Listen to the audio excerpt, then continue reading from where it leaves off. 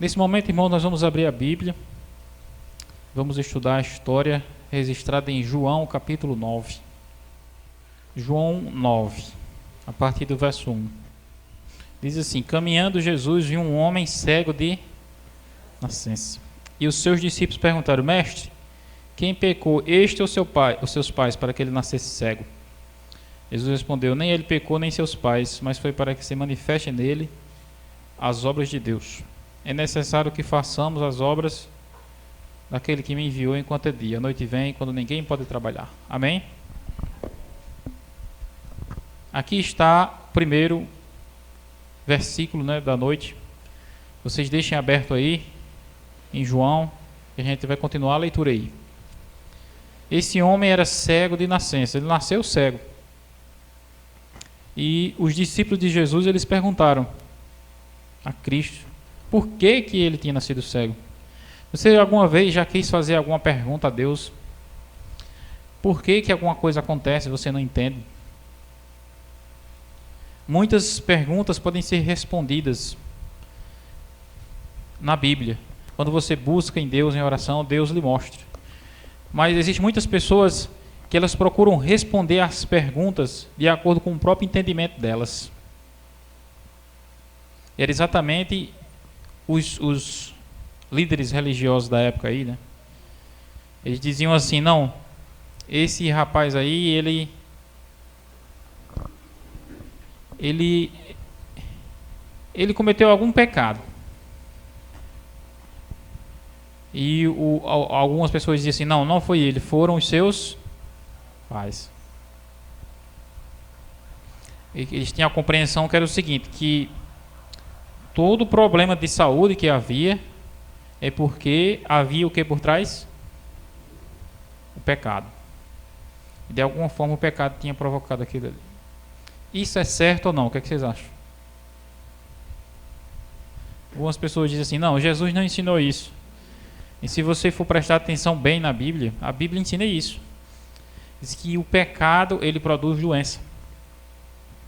E quase todas as doenças são consequência do pecado. Mas alguns não são, que no caso é essa daqui, que Jesus falou.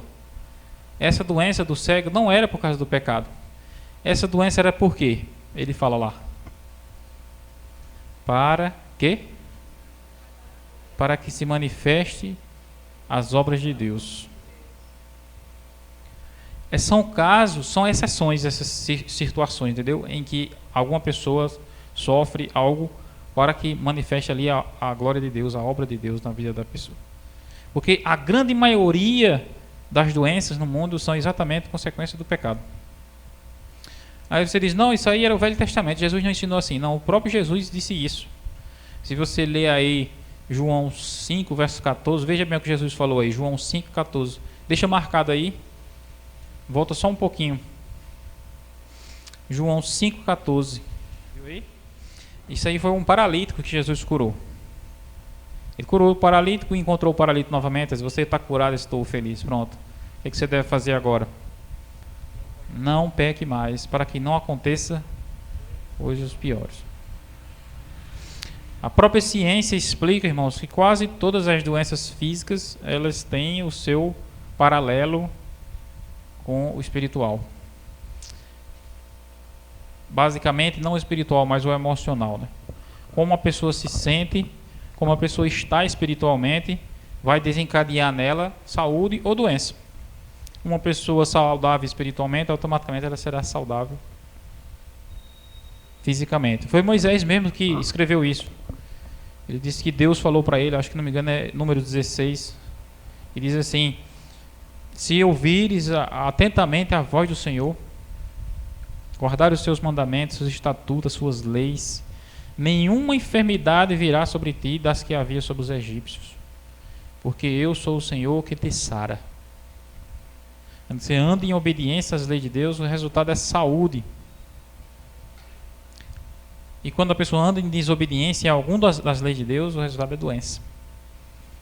E a gente pensa que a lei de Deus se resume apenas a coisas morais, Mas a lei de Deus, você pode observar na Bíblia que ele fala de coisas na área da alimentação. coisas que você deve comer, coisas que você não deve comer. E de certa forma, irmãos, a Bíblia mesmo também ela mostra que os filhos adoecem por causa dos pais. Muitos filhos nascem com propensões. O que são propensões? É com inclinações erradas que receberam dos pais. Tanto geneticamente, hereditariamente, como ambientalmente. Ou seja, o ambiente em que o pai condiciona os filhos, ela aprende aquele padrão ali. Os pais, às vezes, eles fazem com que os filhos herdem o mesmo modelo errado de vida que eles tiveram. Uma alimentação errada, às vezes uma vida toda de sofrimento, de limitação, de pobreza. O filho acaba aprendendo e ele herda aquilo dos pais. Aí eu fico pensando, não, esse menino nasceu sem sorte. Não, Deus pegou aquele filho, entregou a fulano e fulano fez isso com ele. Como foi que ele fez isso? A condição de vida dele proporcionou isso a ele. Muitas pessoas não têm nem consciência disso, né? Eu acredito que é Êxodo que fala, né? Eu visito a iniquidade dos pais nos filhos até a 3ª e 4ª geração. E faço misericórdia até 1000 gerações daqueles que me amam e obedecem os mandamentos. O que é que Deus está dizendo aí? Quando você obedece a Ele, então não é só você que vai ser abençoado, é toda a sua descendência até 1000 gerações. Já imaginou? Aí, quando você desobedece a Deus, Deus é tão misericordioso que Ele freia o castigo só até a 4ª geração. Não é nem o castigo, é a própria consequência do pecado, né? Quando a pessoa vive transgredindo as leis de Deus, aquilo ali vai tornando a geração seguinte também inclinada a transgredir as leis de Deus. Você vê pela sequência lá do livro de Gênesis, né, que fala de Adão, Sete, Enoque. Eles eram homens notáveis, saudáveis, homens que viviam centenas de anos, e depois os seguintes foram vivendo cada vez menos. O homem cada vez diminui mais, tanto fisicamente, né, a capacidade física, como também a capacidade espiritual. Cada vez ele vai se tornando mais carnal. Adão, quando ele saiu das mãos de Deus, ele era perfeito, ele não precisava aprender, ele mesmo já sabia de cor as coisas. Ele não precisava de um computador para armazenar informações, a cabeça dele já era informações automáticas. Hoje em dia a gente tem que andar com celular, com papel, com computador para guardar coisas, para a gente lembrar, porque a capacidade humana foi reduzida muito. E tudo isso devido ao pecado, irmãos. O pecado enfraquece. E a obediência a Deus, a fidelidade a Deus, ela fortalece. Produz saúde, produz inteligência. Você veja a história de Daniel, não é isso? Daniel passou 10 dias comendo ali legumes, né? E diz que depois desses 10 dias fizeram um teste, eles eram 10 vezes mais sábios do que todos os sábios da Babilônia. Foi exatamente isso que Deus disse a Moisés. Ele disse, se vocês obedecerem às leis de Deus, as pessoas vão olhar para vocês e vão dizer, mas que povo sábio é esse povo? Povo entendido, inteligente. Essa era uma característica dos filhos de Deus. Eles seriam notados com esses diferenciais: saúde, inteligência, longevidade, riqueza, prosperidade. E quando o povo de Deus se afasta de Deus, eles vivem exatamente o contrário. E era exatamente por isso que os discípulos de Cristo, eles tinham a ideia: esse rapaz aí pecou, ele nasceu cego, ou então foram os pais deles. Só que o sofrimento, irmãos, em grande parte ele pode ser explicado por causa disso, porque você observa uma pessoa que está ali o tempo todo fumando, pega um câncer. Está explicado qual é a origem do câncer, né? Mas você pega, por exemplo, um sofrimento desse homem aqui, que ele nasceu cego. Então ele não fez nada, nasceu. Você não entende. Você pega, por exemplo, o sofrimento de João Batista, que ele passou a vida toda pregando, batizando pessoas, fazendo a obra de Deus e foi degolado inocentemente na prisão. É um sofrimento que não tem explicação. Não se entende bem. Mas em grande parte o sofrimento humano ele é explicado por causa das transgressões da lei de Deus. Mas em raras exceções como essa daqui, ele não tem explicações lógicas. Nós muitas vezes não encontramos as respostas. E a resposta você pode encontrar quando você busca em Deus também, né? Começa a buscar em Deus e Deus vai lhe mostrar através da sua palavra, através da oração.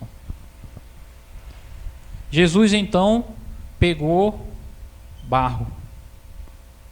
Um pouquinho adiante na história tem esse detalhe aí. Ele pegou barro e disse que passou nos olhos do cego, né? Ele cuspiu assim, né? No barro e fez aquela lama e passou nos olhos do cego, aquela lama nos olhos do cego, e mandou ele se lavar num tanque de água que tinha ali, chamado tanque de Siloé. Inclusive, eu já ouvi falar que existe até uma igreja chamada o Cuspe de Cristo. Você já ouviu falar nessa igreja? O Cuspe de Cristo, porque Jesus ele curou algumas pessoas com cuspe, né? Um desses foi esse aqui, né? Cuspiu até aí fizeram uma igreja por causa disso. E é essas coisas que existem hoje em dia no mundo, né? Essa confusão religiosa. Aí Jesus foi e disse: vai lá, lava-te. Disse que o cego foi lá, pegou a água, lavou aquela lama dos olhos dele e disse que abriu os olhos. Uma coisa que só Deus pode fazer. Quem de vocês aqui alguma vez na vida já viu um cego de nascença enxergar? Acho que a gente nunca viu, né? E naquela época aí é que era raro ainda isso daí, né? Uma pessoa que era cega de nascença passar a enxergar. A medicina, a ciência não explica isso. Mas Jesus fez aquele milagre com barro e com água. Por que Jesus fez aquele simbolismo do barro e do lago lá, da água do tanque? Porque ele estava exatamente trazendo a reflexão para a pergunta que os discípulos fizeram. Os discípulos fizeram a pergunta assim: quem pecou? Foi ele ou seus pais? Aí Jesus disse: nem foi ele nem foi seus pais, eu vou curar ele agora. Aí pegou o barro, colocou no olho, pegou a água e curou o cego. Aí é como se Jesus estivesse assim: o que foi que curou o cego? Foi a lama ou foi a água? O que vocês acham? Quem curou o cego? Foi a lama que colocou nos olhos dele ou foi a água? Qual dos dois? Era exatamente o mesmo paradoxo das perguntas paralelas que os discípulos fizeram. Então, quem curou o cego nem foi a lama e nem foi a água. Foi o quê? E o poder de Deus. Deus curou ele. Deus poderia usar qualquer coisa, mas decidiu usar aquelas duas coisas, né? O barro e a água. A saliva de Cristo também, né? Ele pode usar, olha, o rei Ezequias, ele ficou doente, disse que nasceu uma úlcera nele. O profeta Isaías foi lá e disse: coloca uma pasta de figos em cima dessa úlcera que ela vai sarar. Ele foi lá, colocou e sarou. Ele ensinou um remédio, né, natural, um remédio caseiro. E Ezequias ficou curado com aquela pasta de figos. Já o centurião chegou para Jesus e disse: olha, meu servo está doente, eu quero que o senhor vá lá curar. Ele não disse nem isso, ele disse assim: eu quero que o senhor me ajude a curá-lo. E Jesus foi e disse: não, eu vou lá agora. Aí o centurião disse: não precisa ir. Eu sei que o Senhor tem autoridade. E só com uma palavra ele pode ficar curado. O centurião tinha fé. Imaginou? Aí Jesus disse: pronto, pois seja conforme a sua palavra. Pode ir que ele já está curado. E ele então voltou. E antes de ele chegar em casa já viu um mensageiro: olha, ele já está curado, já está bom. Que hora que ele ficou curado? Aí disse: foi hora tal. Ele disse: foi exatamente essa hora que Jesus falou que ele ia estar curado. Então o poder de Deus ele ele é ilimitado. O poder de Deus ele pode se valer de coisas, de água, de plantas, de alimento, de barro, de cuspe. Ou o poder de Deus ele pode simplesmente agir de forma invisível e realizar a sua obra. Cristo é quem faz essa obra. Ele nos cura completamente. Imagine aí, irmãos, a alegria daquele homem. Nunca tinha enxergado na vida. Para falar a verdade, irmãos, os oftalmologistas, eles explicam que quando alguém é cego e alguém passa a ver, ele não fica feliz, ele fica triste. Já imaginou? Por que será? Oftalmologistas, os médicos, eles explicam. Eles dizem porque aquilo dali causa uma mudança drástica na experiência de vida dele. Ele passa a sentir dor de cabeça, demora um certo tempo para ele se acostumar. A partir de determinado momento ele fica feliz, mas só que com a realidade dele ali diferente, ele passa a sentir um abalo muito grande, uma mudança muito drástica na sua vida, e que ele demora para se recuperar. Mas depois ele percebe que enxergar é muito melhor do que não enxergar. E aquele homem ele ficou feliz. Mas essa história, irmãos, ela gerou um grande alvoroço ali, porque esse milagre de Cristo foi realizado num dia de sábado. E os fariseus, eles ficaram revoltados com aquele milagre no dia de sábado, porque não era para fazer obra nenhuma no dia de sábado. Ainda mais mandar se lavar, ainda mais sujar os olhos de alguém. Os fariseus, eles tinham criado regras extras bíblicas acerca da guarda do sábado. Não eram regras bíblicas, entendeu? Eram regras que eles mesmos tinham criado. E eram exatamente essas regras que Jesus não obedecia. Jesus ele sempre obedeceu o sábado, respeitou o sábado, porque ele mesmo foi quem criou o sábado para o ser humano, né? E ele sabia que o sábado foi criado por ele, por Deus, para ser um dia de cura, para ser um dia de alegria. Quer alegria maior do que curar alguém? E foi exatamente para isso que Jesus veio ao mundo, para mostrar essa beleza. Mas os fariseus eles viviam num legalismo terrível. Eles tinham o sábado como uma obrigação que as pessoas não podiam nem andar muito. As pessoas viviam num regime de escravidão na lei que os fariseus haviam criado, não a lei que Deus tinha dado. Foi o que eles fizeram com a lei. Depois eu estava preparando um slide sobre isso, compartilhar aqui com vocês sobre esse legalismo e sobre o que é que a Bíblia mostra, sobre qual é o real propósito da lei de Deus. Aí pegaram o cego e disseram assim: diga como foi que ele fez isso. Disse: não, ele passou lodo em meus olhos, mandou eu me lavar e eu voltei curado. Aí disse que os fariseus disseram: pois esse homem não é de Deus, porque ele não guarda o sábado. Aí o cego respondeu e disse assim: se ele é de Deus eu não sei, mas uma coisa eu sei, eu era cego e agora estou vendo.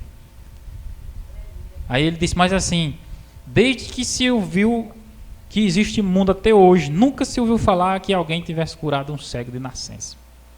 Se esse homem é pecador, como vocês estão dizendo aqui, como é que ele pode ter feito uma coisa dessa?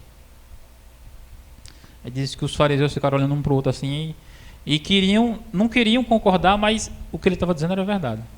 Como é que uma pessoa pecadora poderia fazer uma coisa dessa? Como ele estava dizendo, né? Ou seja, ele estava provando que os fariseus estavam errados.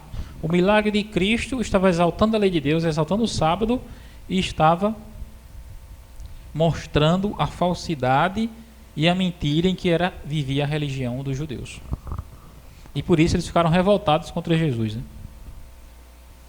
Aí eles começaram a interrogar os cegos: mas diga a verdade, você era cego mesmo? Aí disse que eles não quiseram acreditar. Aí disse: nós só vamos saber se você é cego mesmo quando a gente ouvir seus pais. Mandaram chamar os pais do cego. Vamos ver aí o que foi que os pais deles disseram. Capítulo 9, aí João 9:18. Não acreditaram os judeus que ele fora cego, que agora via, enquanto não lhe chamaram os pais. E interrogaram: este é vosso filho, de quem dizeis que nasceu cego? Como, pois, vê agora? Então os pais responderam: sabemos que é nosso filho e que nasceu cego, mas não sabemos como vê agora. Ou quem lhe abriu os olhos também não sabemos. Perguntai a ele, ele já tem idade, falará por si mesmo. E isto disseram seus pais, porque estavam com quê? Com medo dos judeus, pois estes já haviam assentado que se alguém confessasse ser Jesus o Cristo, fosse expulso da sinagoga. Por isso que disseram os pais: ele tem idade, pergunte a ele. Então chamaram outra vez o cego e lhe disseram: dá glória a Deus, nós sabemos que esse homem é pecador. Ele retrucou: se é pecador, não sei, uma coisa eu sei, eu era cego, agora eu vejo. Perguntou-lhe, pois, que fez ele? Como abriu teus olhos? Ele respondeu: eu já disse e vocês não atenderam. Por que quereis ouvir outra vez? Porventura quereis vós também tornar-vos seus discípulos? Então o injuriaram. Veja o verso 28. Então o injuriaram e disseram: discípulo dele és tu, nós somos discípulos de Moisés. Sabemos que Deus falou a Moisés, mas este daqui não sabemos de onde veio.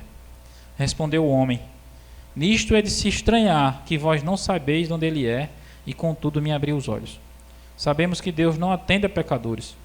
Pelo contrário, se alguém teme a Deus e pratica a sua vontade, a este atende.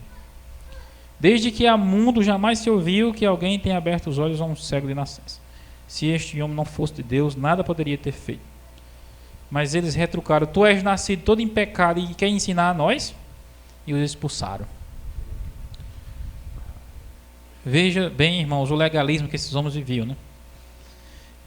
Eles disseram para o homem: você é nascido todo em pecado. O que era que eles estavam querendo dizer ali?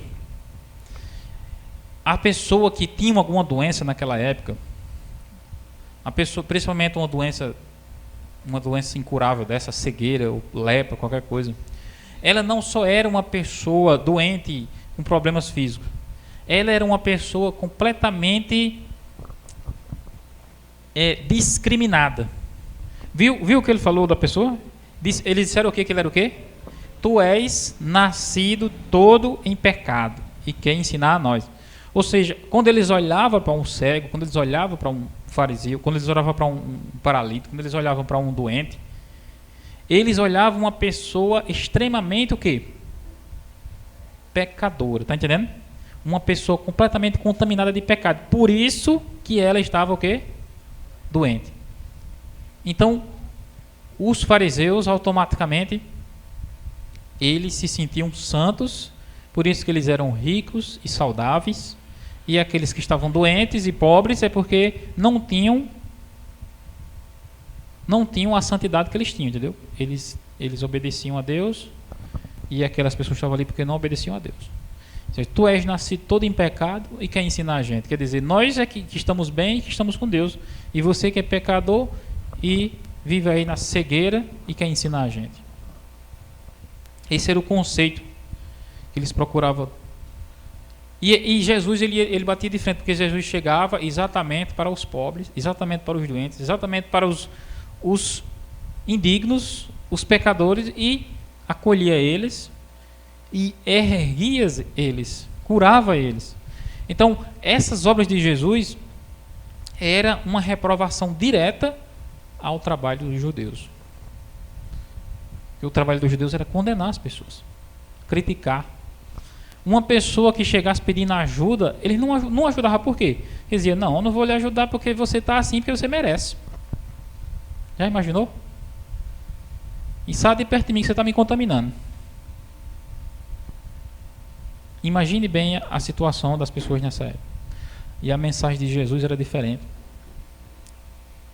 Eu quero que você leia comigo o desfecho final da história, quando Jesus começou a responder aos judeus, aí no verso 35. Ouvindo Jesus que o tinham expulsaram o cego, né? Encontrou, João 9:35, encontrou e lhe perguntou: crês tu no Filho do Homem? Ele respondeu e disse: quem é, Senhor, para que eu creia nele? Jesus disse: já o tens visto, é o que fala contigo. Verso 38, então afirmou ele: creio, Senhor, e o adorou. Prosseguiu Jesus: eu vim a esse mundo para juízo, a fim de que os que não veem vejam, e os que veem se tornem cegos. Alguns dentre os fariseus que estavam perto escutaram o que ele falou e perguntaram: acaso também nós somos cegos, mestre? Jesus respondeu: se vocês fossem cegos, não teriam pecado algum, mas porque agora dizem nós vemos, subsiste o vosso pecado. Eu vim a esse mundo para juízo, a fim de que os que não veem vejam, e que os que acham que veem se tornem cegos. Os fariseus, os judeus, ele se tornou um povo condenado exatamente por isso. Porque eles nem obedeciam a Deus, nem deixavam as pessoas seguir a Deus. Jesus ele fez uma lista de acusações diretas e claras contra os judeus, os fariseus da época dele. Está registrado em Mateus capítulo 23, toda a lista de acusações que ele fez, de tudo que eles eram. Eles queriam sempre tratar as pessoas assim, como inferiores. E Jesus fez o contrário. Ele pegou as pessoas que eram inferiores e exaltou acima deles. Porque é isso que o Evangelho nos faz. O Evangelho ele nos torna humildes, nos torna pessoas que tratam bem o próximo, sabia? Às vezes você percebe bem a pessoa que tem o Evangelho, ela é assim. E quanto mais você procurar se aproximar do Evangelho, você vai tratar melhor as pessoas. Não fazer acepção de pessoas, não criticar, não condenar, ajudar os que precisam, ter inteligência para ajudar da forma certa. Aquele homem era um homem cego, ignorante, e como os próprios fariseus disseram, cheio de pecado. Mas ele usou de um argumento que os fariseus não sabiam responder. Mas vocês dizem que esse homem é pecador e que vocês não sabem nem de onde ele é, então isso daí mostra alguma coisa sobre vocês. Porque vocês não sabem de onde ele é e ele abriu meus olhos.